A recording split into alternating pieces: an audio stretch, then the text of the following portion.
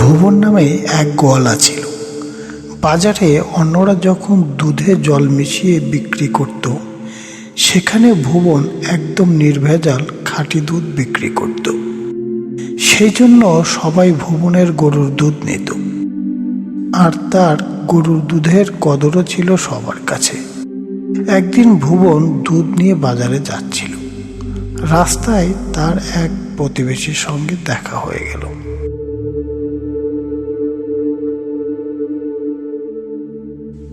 ভুবন, কেমন আছো? অনেকদিন হলো তোমার সঙ্গে দেখা হয় না। তা তোমার হাতে ওটা কিসের বালতি? দুধ বিক্রি করাই তো আমার পেশা গো। এই বালতিতে দুধ আছে, বাজারে নিয়ে যাচ্ছি গো দুধ বিক্রি করতে। ও, তাই বলো।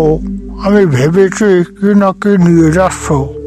তা ভুবন, শুনেছি বাপ তুমি নাকি একদম খাঁটি দুধ বিক্রি করো। ভালো ভালো, খুবই ভালো। ব্যবসার আরেক নাম সততা, তা জানো তো? সততা নিয়ে ব্যবসা করলে তার কোনো দিনও অভাব হয় না।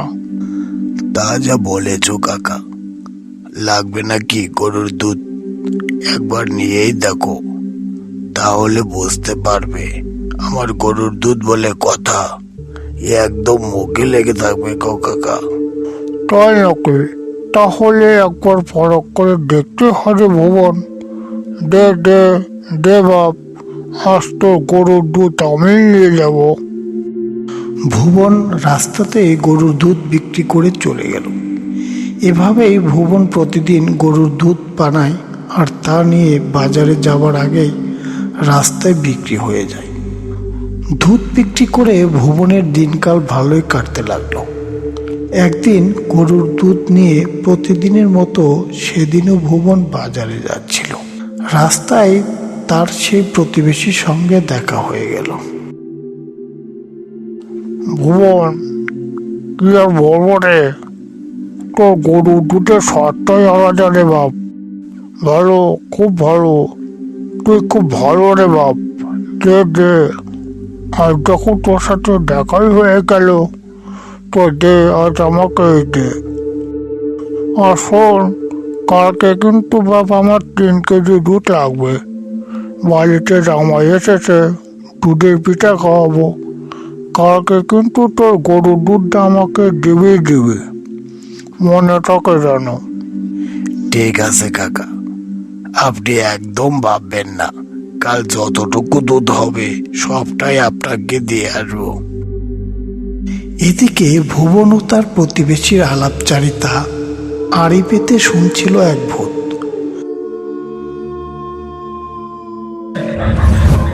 ভূতটি গোয়ালার পিছু পিছু চলতে লাগলো।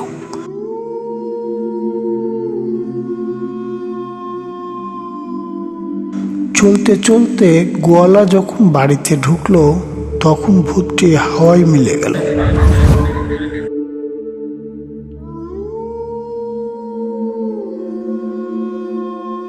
আমার সোনা কোথায় রে?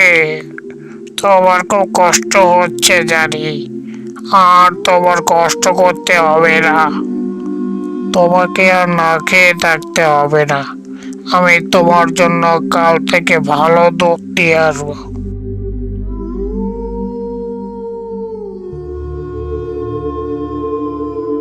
পরের দিন ভোরবেলায় ভূত ঢুকলো গোয়ালার গোয়াল ঘরে।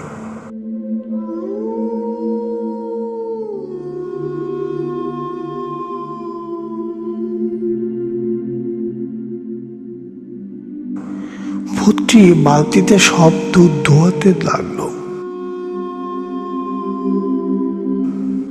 যখন বালতি পূর্ণ হয়ে গেল, তখন ভূতটি অদৃশ্য হয়ে গেল। আমার সোনা মেয়েও, দেখ আমি তোর জন্য কে নিয়ে এসেছি। এই নে, তোকে আমি আজ থেকে প্রতিদিন দুধ খাওয়াবো।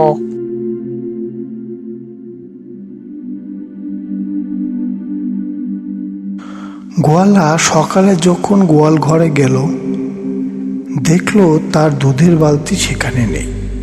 বাছুরটাও খুব হামলাচ্ছে। সে গরুর বাটে হাত দিয়ে দেখে সব দুধ কে যেন দুয়ে নিয়ে গেছে।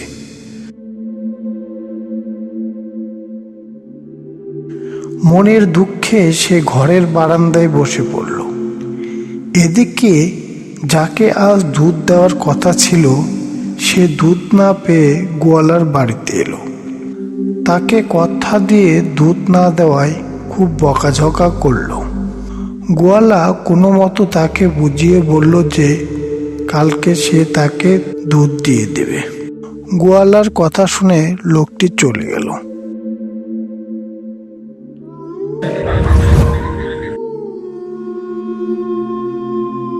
পরের দিন সেই একই ঘটনা আবার ঘটল।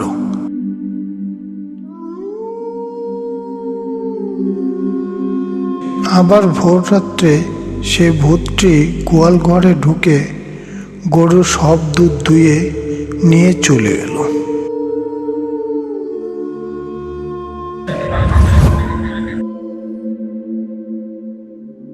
পরের দিনও দুধ না পাওয়ায় গোয়ালার প্রতিবেশী তাকে অনেক বকাঝকা করল। গোয়ালা কোনো জবাব না দিয়ে চুপ করে রইল। সে কিছুতেই বুঝতে পারছিল না কেন তার সাথে এমনটা হচ্ছে। সে মন খারাপ করে বারান্দায় বসে রইল। গোয়ালার স্ত্রীও বুঝতে পারছিল না কি করে তাদের গরুর দুধ চুরি হয়ে যাচ্ছে।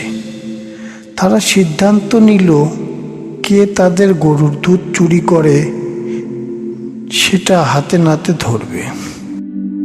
রাতে তারা গোয়াল ঘরের পাশে একটি গাছের পিছনে লুকিয়ে থাকলো। রাত ধীরে ধীরে গভীর হলো, কিন্তু কাউকে তারা দেখছিল না। রাত গভীর থেকে ভোর হলো। হঠাৎ তারা লক্ষ্য করলো একটি ভূত তাদের গোয়াল ঘরের সামনে এলো। ভূতের চেহারা এমনই ভয়ানক ছিল যে তারা দেখেই ভয়ে জড়সড় হয়ে গেল। ভয়ে তারা চোর ধরার কথা ভুলে গেল। তারা অবাক হয়ে দেখছিল ভূতটি কি করে। তারা দেখল ভূতের হাতে তাদের সে চুরি যাওয়া বালতিটি। ভূতটি বালতিতে গরু দুধ দুয়ে নিচ্ছে। দুধ দোয়া শেষ হলে ভূতটি দুধ ভরা বালতি সহ নিমিষেই কোথায় যেন উধাও হয়ে গেল। তাদের এখন কি করা উচিত কিছুতেই তারা বুঝে উঠতে পারছিল না।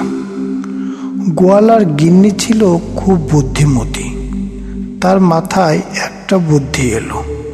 সে গোয়ালাকে বলল, গরুর দুধের বাটে এমন কিছু মিশিয়ে দিতে হবে যেন দুধ খেয়ে ভূতের দফা রফা হয়ে যায়। গিন্নির কথা মতো গোয়ালা পরের দিন রাতে গরুর দুধের সাথে নিম পাতার রস লাগিয়ে রাখল।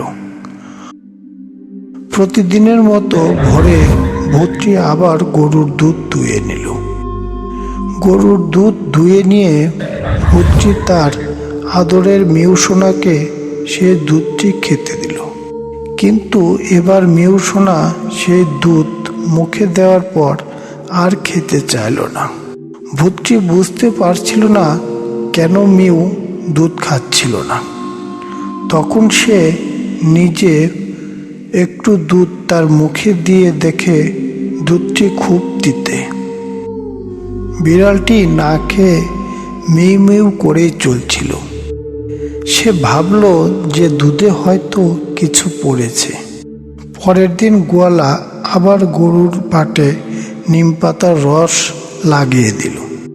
সেদিনও ভূতটি গোয়াল ঘরে এলো দুধ দুয়ে নিতে।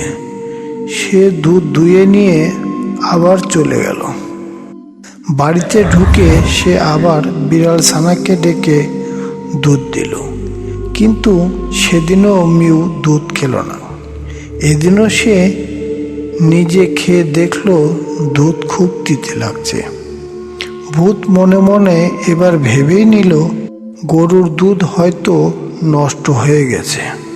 সেদিনের পর থেকে ভূতটি আর গোয়ালার গোয়াল ঘরে ঢুকল না। গোয়ালা আবার আগের মতো দুধ বিক্রি করে সংসার চালাতে লাগলো। গোয়ালা তার গিন্নির বুদ্ধির তারিফ করতে লাগলো। তাদের সংসারে আর কোনো দুঃখ থাকলো না।